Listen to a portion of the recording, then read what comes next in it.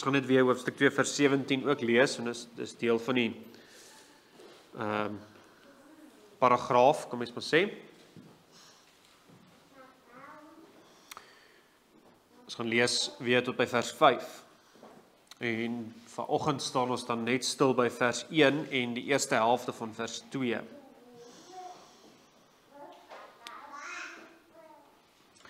Hoor die woord van die Here, Maleagi 2 vers 17. Julle vermoei die Here met julle woorde. Nogtans vra julle, waarmee vermoei ons hom? Deurdat julle sê, elkeen wat kwaad doen is goed in die oë van die Here en in hulle het hy 'n behaag. Of waar is anders die God van die reg? Kyk, ek stuur my boodskapper wat die weg voor my uit sal baan. Dan sal skielik na sy tempel kom die Here na wie julle soek, naamlik die engel van die verbond, na wie julle 'n begeerte het. Kyk, hy kom, sê die Here van die leerskare. Maar wie kan die dag van sy koms verdra? En wie kan standhou as hy verskyn? Want hy sal wees soos die vuur van die smelter en soos die loog van die wassers. En hy sal sit, 'n smelter en reiniger van silwer. En hy sal die seuns van Levi reinig en hulle louter soos goud en soos silwer, sodat hulle aan die Here in geregtigheid 'n offer sal bring. Dan sal die offer van Juda en Jerusalem vir die Here aangenaam wees, soos in die ou dae en soos in die jare van die voortyd. En ek sal tot julle nader om strafgerig te hou, en ek sal 'n haastige getuie wees teen die towenaars en teen die egbrekers en teen die mynediges en teen die wat die dagloner in sy loon en die weduwee en die wees verdruk en teen die wat die vreemdeling wegstoot en my nie vrees nie, sê die Here van die leerskare. Net tot daar die Here se woord.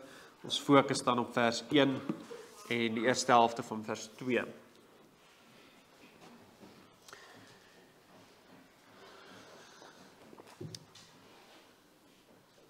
So die aanklag in vers 17 was duidelik toe ons nou daar was.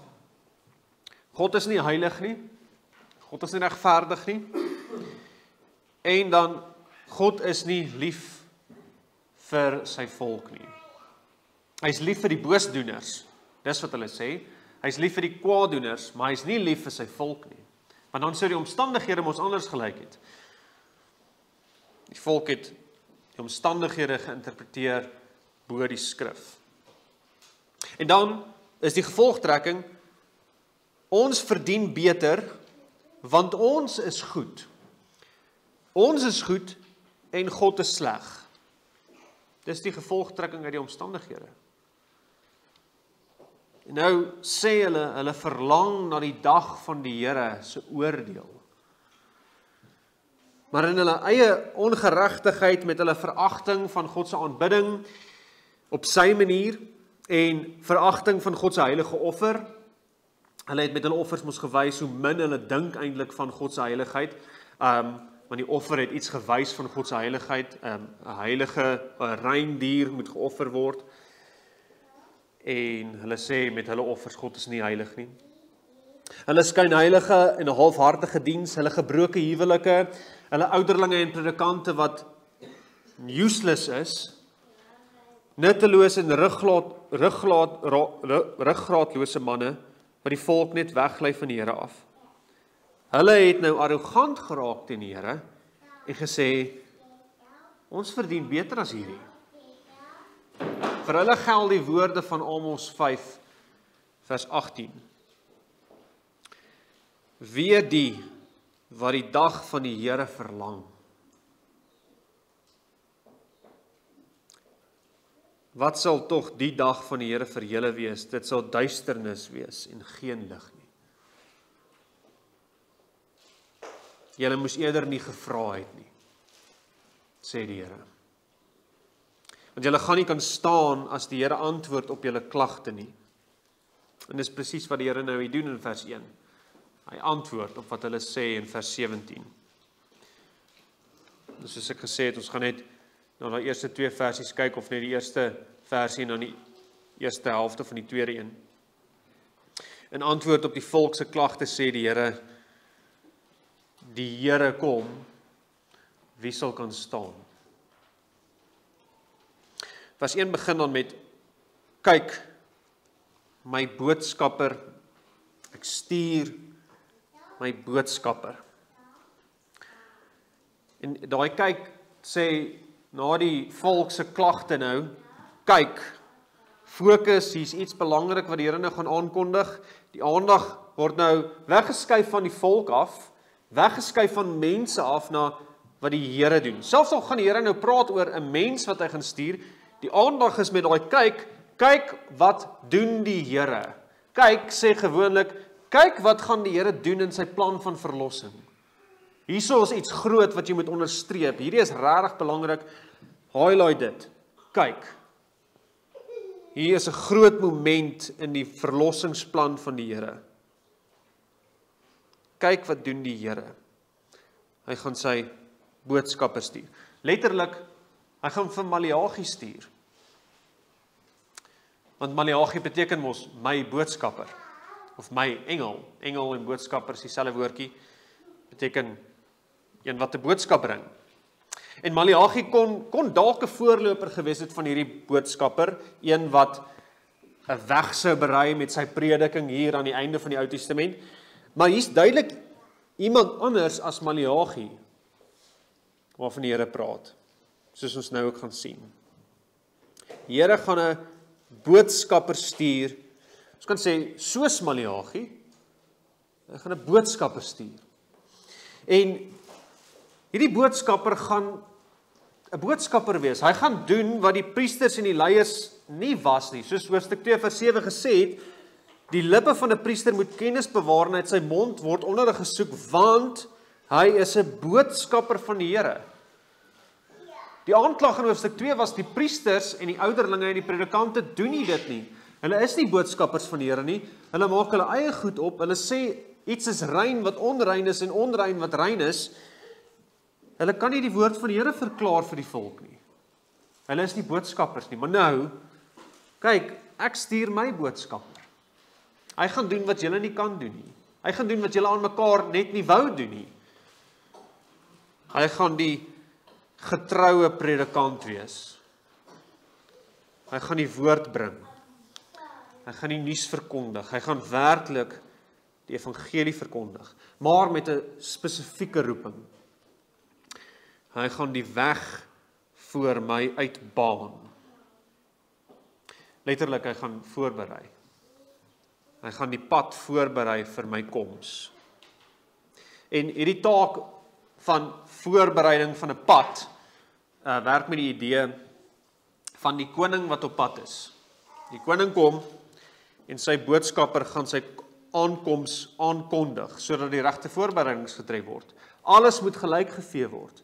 Elke moontlike obstruksie moet uit die pad uit wees, want die koning kom. Markus 1 vers 2-3 haal hierdie versie aan, Maleagi 3 vers 1, en dan haal hy dit saam met Jesaja 40 aan, en die versies wat hy aanhaal in Jesaja 40 klink so: 'n stem van een wat roep, berei in die woestyn die weg van die Here, maak gelyk in die wildernis 'n groot pad vir ons God. Elke dal moet opgevul en elke berg en heuwel klein gemaak word en die bult moet 'n gelykte en 'n rotsagtige plekke 'n laagte word. Die heerlikheid van die Here sal geopenbaar word en alle vlees tesame sal dit sien, want die mond van die Here het dit gespreek. Die groot koning kom, God self kom, en berge moet platgevee word, want dis nie 'n klein koning wat kom nie. Ons moet nie net 'n rooi tapuitie uitrol nie. Dis nie die voorbereiding wat nodig is nie. Berge moet platgevee word. En die stem van hierdie boodskapper sê, maak gelyk, die koning kom. Nou hierdie, net daai eerste sinnetjie, die Here sê, kyk, ek stuur my boodskapper wat die weg voor my uit sal baan. Dit moes klaar, net daai eerste sinnetjie moes klaar, daai hele aanklag van vers 17 weggeblaas het. Julle kla oor onreg. Julle kla oor die beloftes wat skynbaar nie vervul word nie. kyk, daar sal 'n aankondiger kom. En die aankondiger het selfs 'n profesie oor homself. Daar's 'n profesie oor die aankondiger. So, dit gaan regtig groot wees. Die aankondiger gaan dan aankondig dat die koning kom. En daar's 'n aankondiger vir die aankondiger. Maleagi is die aankondiger, saam met Jesaja, die aankondiger van die koning wat kom.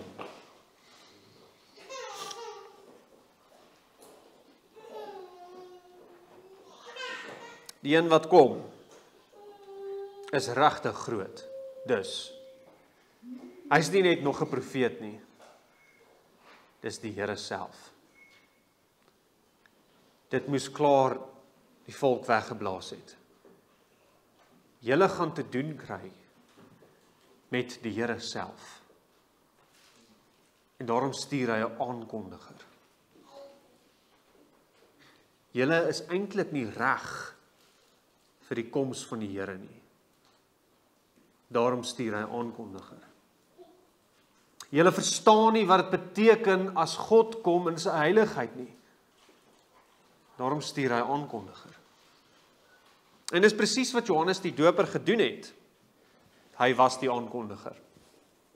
Die boodskapper. Hy het uit die aandag weg van homself af op Jesus geplaas, die heeltyd en alles wat hy gedoen het. Dit was nooit net hy nie. Daar was 'n aankondiging oor hom wat sou kom, maar die profesie gaan nie oor hom nie. Die aankondiging oor die aankondiger is daar sodat hy die aankondiging kan maak van die koning. Johannes die Doper wys heeltyd op die koning. Hoor wat sê Markus verder, net 'n paar versies aan. Na in hoofstuk 1. Hy het gepreek en gesê: Hy wat sterker as ek, kom na my. En ek is nie waardig om neer te buig en sy skoenriem los te maak nie. Die profete het oor my geprofeteer. Dis reeds groot. Maar ek is nie waardig om neer te buig en die laagste werk te doen vir hierdie koning wat nou kom nie. Om sy skoen vas te maak nie. Dis groot. Hoeveel kan sê, daar's 'n profesie oor my. En daai ou sê, ek is nie werd om die een wat na my kom se skoen vas te maak nie. Dis groot. Dis regtig groot. Johannes die Doper het verstaan wat sy taak is. En die volk van die Here, hoekom daar gesê word uit die woestyn, hulle was in 'n geestelike woestyn, soos in Maleagi se tyd, dieselfde prediking was nodig, arm, onderdruk, en daarbey in 'n geestelike woestyn van selfregverdiging en eie geregtigheid. Ons self. Hulle verstaan nie hoe heilig God is nie. Die pad moes gelyk gemaak word vir die koning wat kom. En voorbereiding vir die koning wat kom is bekeer, want julle verstaan nie hoe heilig hy is nie. Bekeer julle, want die koninkryk van die hemele het naby gekom. En hy, Johannes die Doper, kom uit die woestyn uit om met sy hele lyf te wys, dis wie julle is. Uit die woestyn gaan die Here preek vir mense in die woestyn. Verlossing nodig het. Julle het verlossing nodig. Julle bekeer julle, want die groot verlosser koning kom.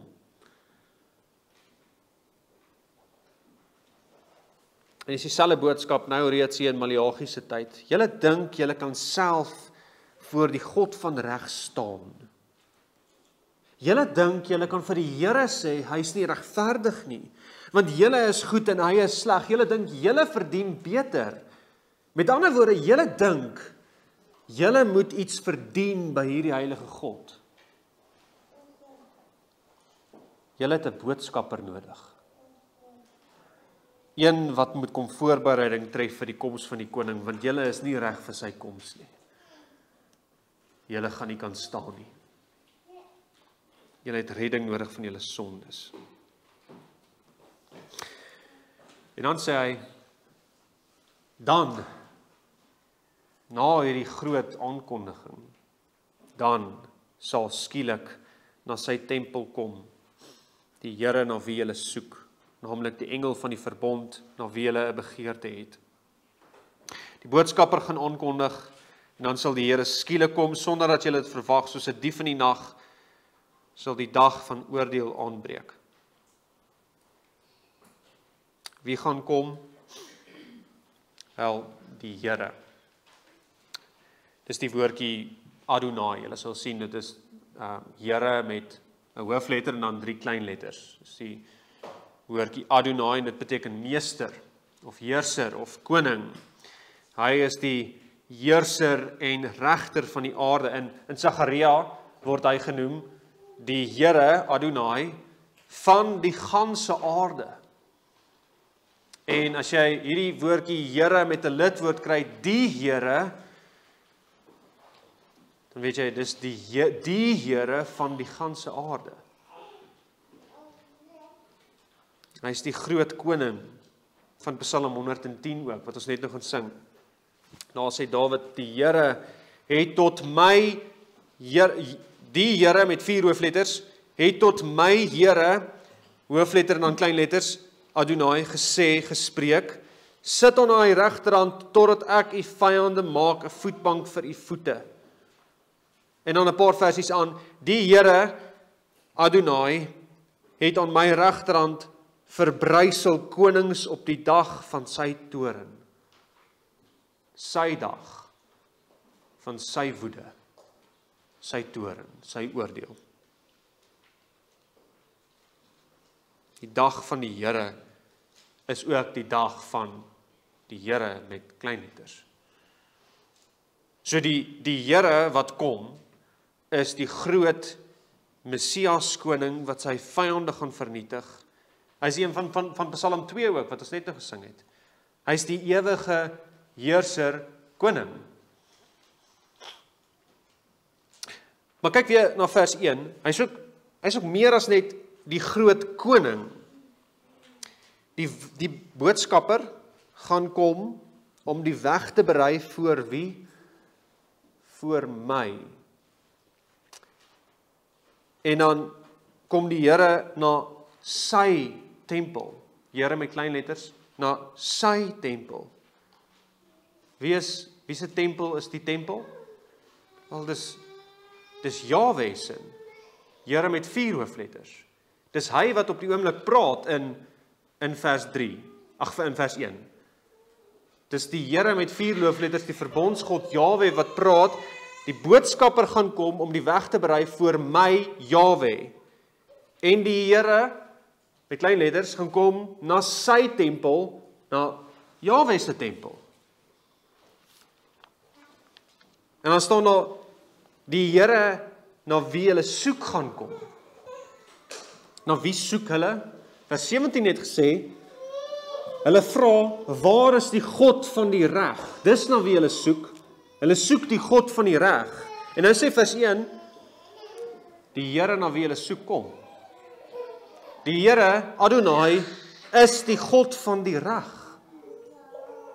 Hierdie Adonai, een wat kom, die boodskapper, die engel van die verbond, is Jahwe self. Hy is die Here, hy is die God van die reg. Nou, net so kantnota hier is eintlik, dit is so mooi, hoe dit in die Ou Testament regdeur eintlik reeds so duidelik bekend is. Die Here, met klein letters, word duidelik onderskei van die Here met hoofletters 1 vers 1. Dis 2 persone. Dis Here met klein letters en dan Here met hoofletters. Maar tog is dit baie duidelik dat Here met klein letters self ook Jahwe is. Here met hoofletters. Die drie-enige God sê, hy kom. En hy kom altyd in die tweede persoon, in die Seun. Die Here, die Adonai, wat self ook Here Jahwe is. self is wat hy is. En hierdie Here wat gaan kom en wonders doen, soos hy in Eksodus 34 vir Moses sê, vir jou hele volk sal ek wonders doen, soos daar op die hele aarde en onder al die nasies nie geskape is nie, sodat die hele volk onder wie hy is, die werk van die Here sal kan sien. Dit wat hy gaan doen, as hy kom, gaan onbegryplik groot wees. Hy gaan kom as die koning van die ganse aarde, die heelal. Dit het ons nou klaar gesien. Die koning. En daarom kom die vraag van vers 2. Maar wie kan die dag van sy koms verdra? En wie kan standhou as hy verskyn? Gaan jy kan staan voor die heerser en regter van die aarde? En hy standhou beteken letterlik staan. Gaan jy kan staan, gaan jy jou man kan staan as die groot generaal koning met sy leermag op jou afgestorm kom.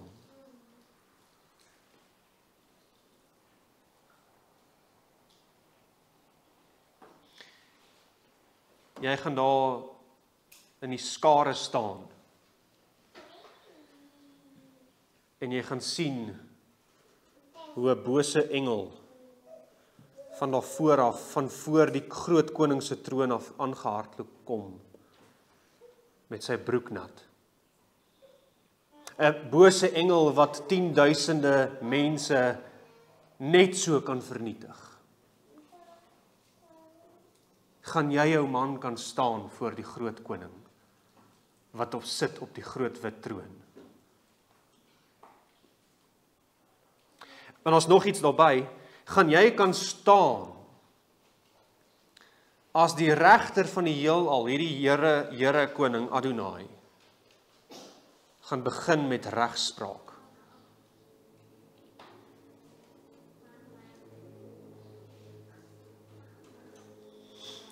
Joël 2 vers 11 sê, die Here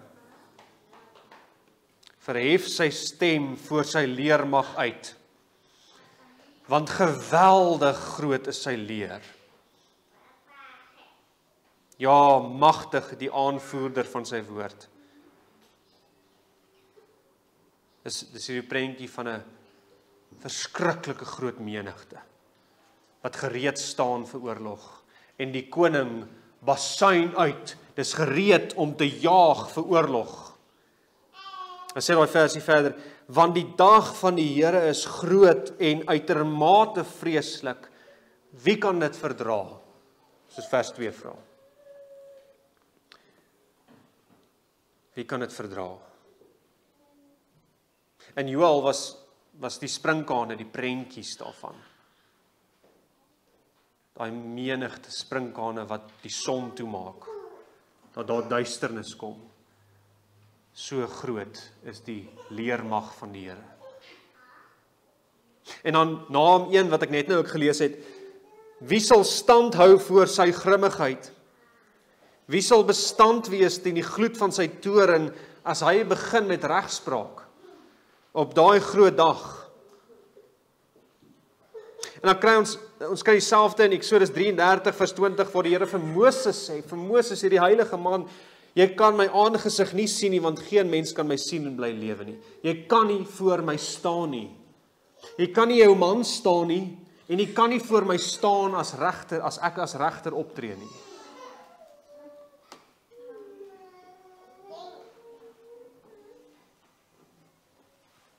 So dan kom hierdie dag.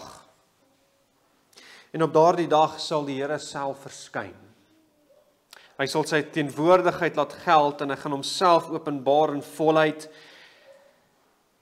En dan is die antwoord op hierdie vraag van vers 2 voor die hand liggend, niemand. Niemand kan staan nie. Wie kan staan as die heilige God van hemel en aarde voor jou staan?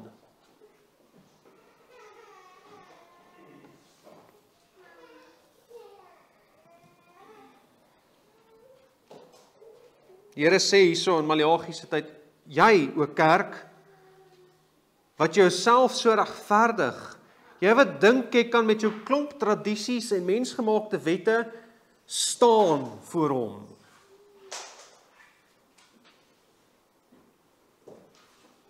Vergeet julle dat dit hy is vir wie die engele dag en nag sê, heilig, heilig, heilig. Vergeet julle dat die berge voor hom smelt. Op daardie dag gaan jou boek oopgeslaan word en elke gedagte en elke woord en elke daad teen die groot koning gaan openbloot tentoongestel word vir almal om te sien, gaan jy kan staan. Julle wat nou vers 17 kom moan. Op daardie dag sal hulle skreeu, berge val op ons.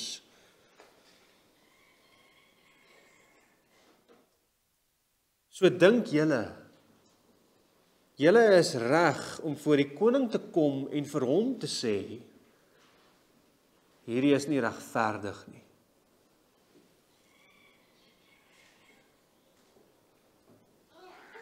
Ek verdien beter. Een daad, een gedagte teen hierdie koning verdien die ewige hel, in die poel van vuur word jy nooit wegbrand nie. Is jy reg vir hom? Gaan jy staan op jou dade? Die Here wil hê sy volk moet sien in hierdie openbaring van sy koms. Sy volk moet sê, nee, ons kan nie. Ons moet weghardloop, ons moet neerval. Ons is nie reg nie, ons gaan wegbrand. Ons gaan wees soos was in die vuur.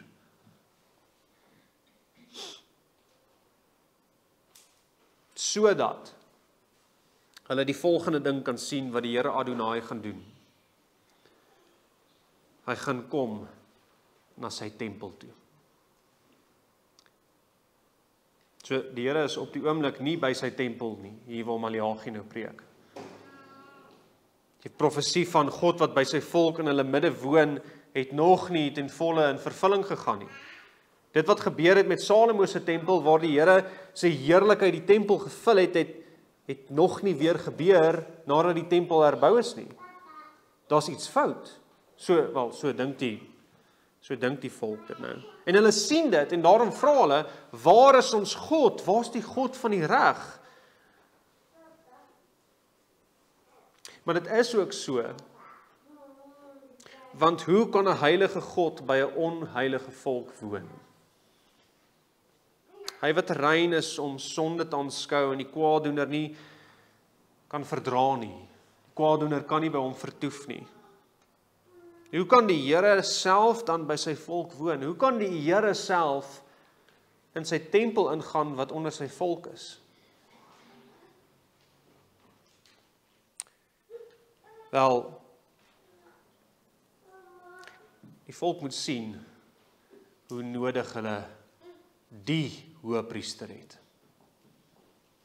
Hierdie koning gaan nie net as koning kom nie, maar ook as hoëpriester, om sy tempel in te gaan en in sy tempel, daai tempel af te breek en in 3 dae weer op te bou. Hy gaan in sy tempel ingaan om die offer van die eeue te bring.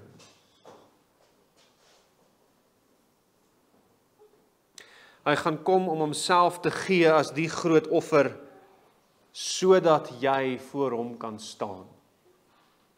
Hy gaan die offer bring en die straf dra wat jy moes kry, sodat hy die tempel kan vul, sodat hy werklik onder sy volk kan woon, sodat hy sy gees kan uitstort op sy volk.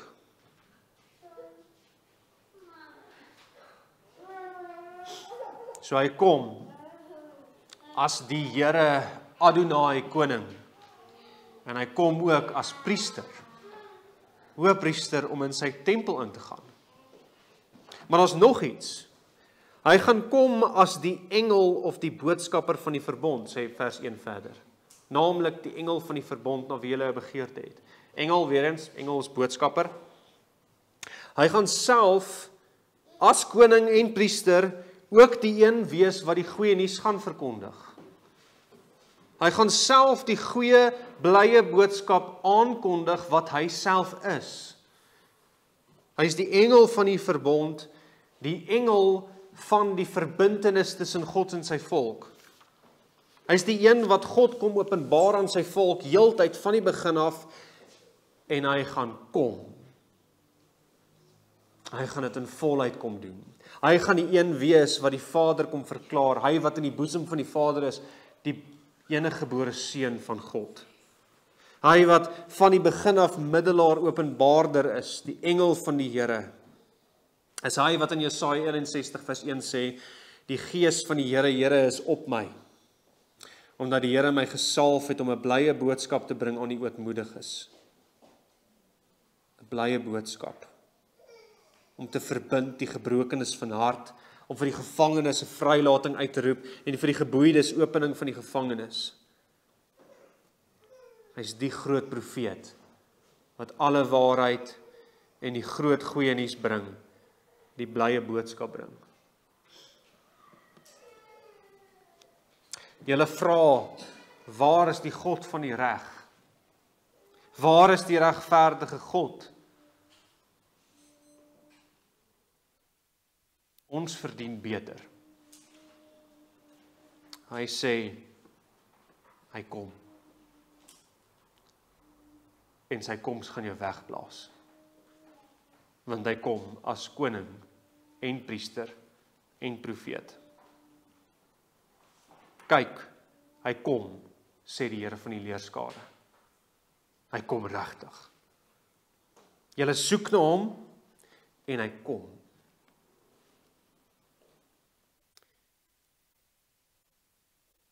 Maar julle is nie reg vir hom nie. Julle dink julle kan self voor hom staan. Julle dink hy's onheilig en eintlik nie regtig nodig nie.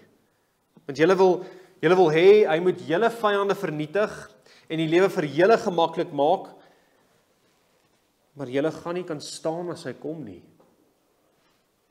Voor sy koningskap gaan nie enige een gronde hê om op te staan nie. Maar wie kan die dag van sy koms verdra? Wie kan standhou as hy verskyn? Niemand kan staan as hy verskyn nie. En as hy homself gaan wys as in sy heiligheid as koning van die ganse aarde, gaan almal neerval.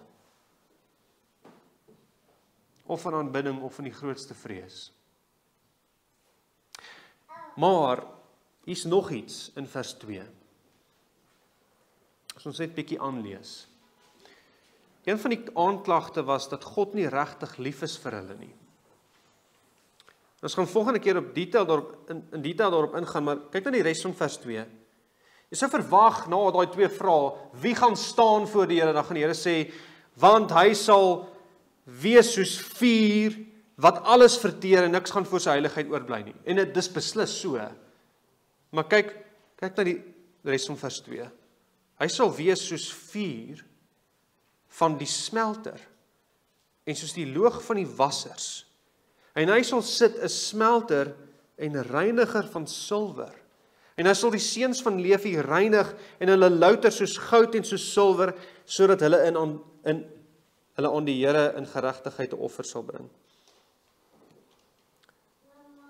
Hoekom gaan hy hulle nie verteer nie, maar wees soos 'n suiweraar, 'n reiniger? Want hy gaan kom as priester om sy tempel te vul en as profeet om die blye boodskap te bring dat sondaars in verbond kan wees met die driemaal heilige God. Dat hulle voor sy vriendelike aangesig kan kom.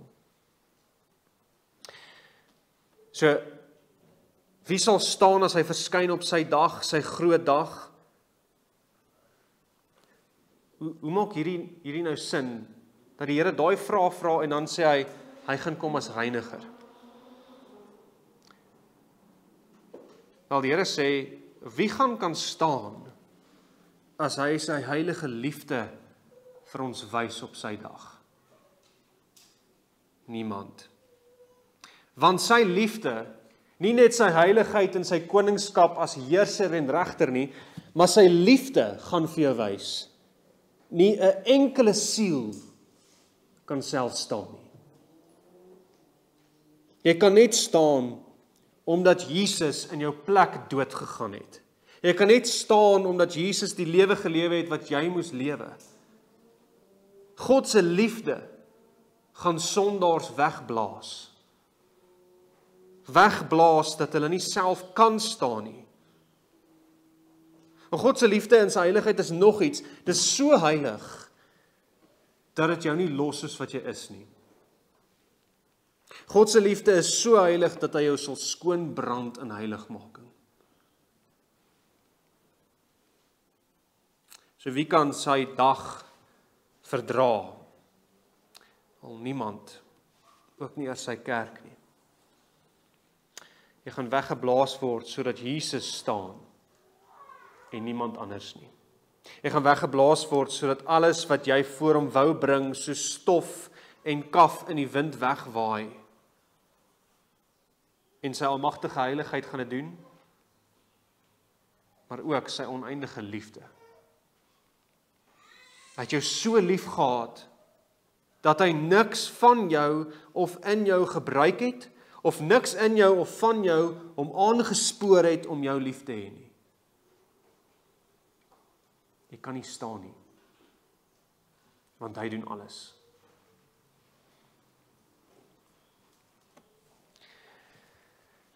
So wanneer is daar die dag van sy koms? Wel, dit was die dag van sy koms, na Johannes die Doper gekom het, die boodskapper. En ons weet met sy finale koms, sy tweede koms, gaan daar nie meer hierdie suiwering nodig wees, waarvan ons nou lees in vers 2 en 3 verder nie. So hierdie verwys na sy eerste koms. Maar daar's tog ook iets meer hier. Die profete het die koms van Jesus soos in 'n pyp gesien, as een gebeurtenis.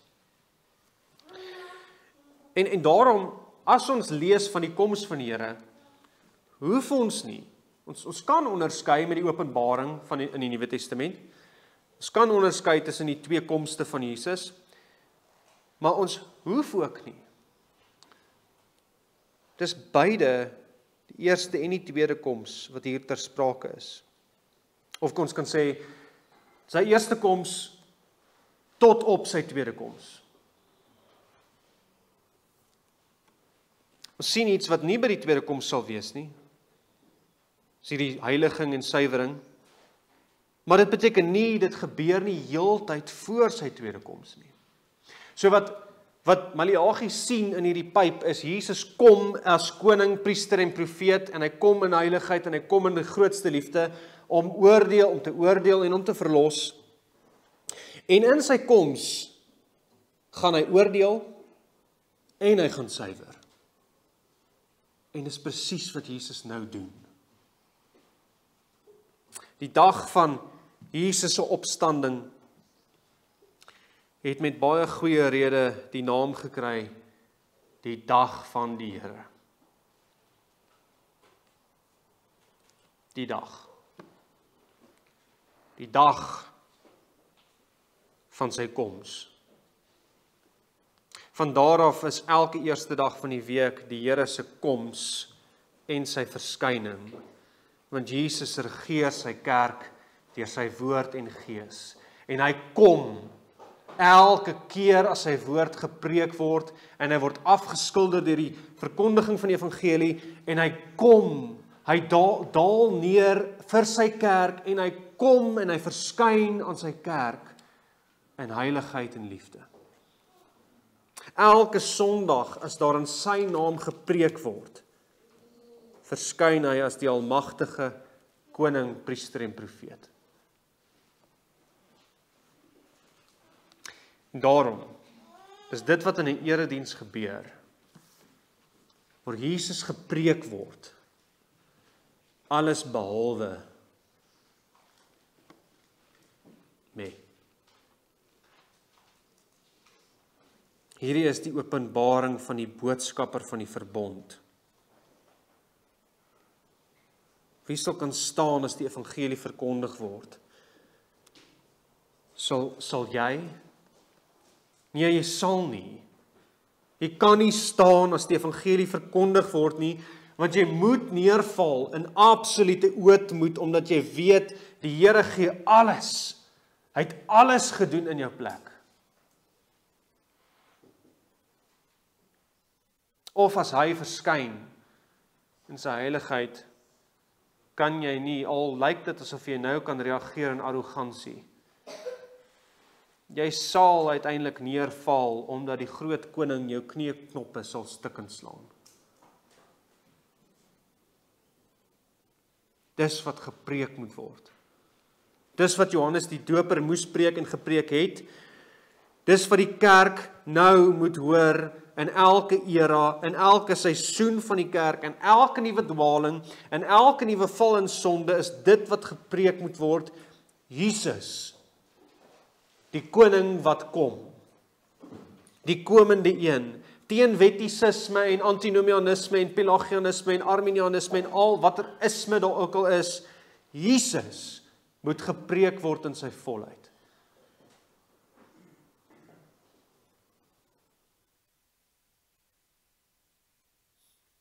Die priester profeet wat gekom het en nou vanuit die hemel sit. Hy sit soos die vuur van die smelter en soos die loog van die wassers, 'n smelter van reiniger en silwer.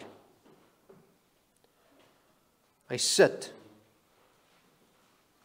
besig met noukeurige werk. En hy doen dit met sy kerk. Hy sit as koning, priester en profeet om sy kerk te reinig. Hy sit sodat hy verkondig word in sy heiligheid en sy barmhartigheid. God is so heilig dat hy sy eie seun doodgemaak het vir jou. God is so barmhartig dat hy sy eie seun doodgemaak het vir jou. Amen.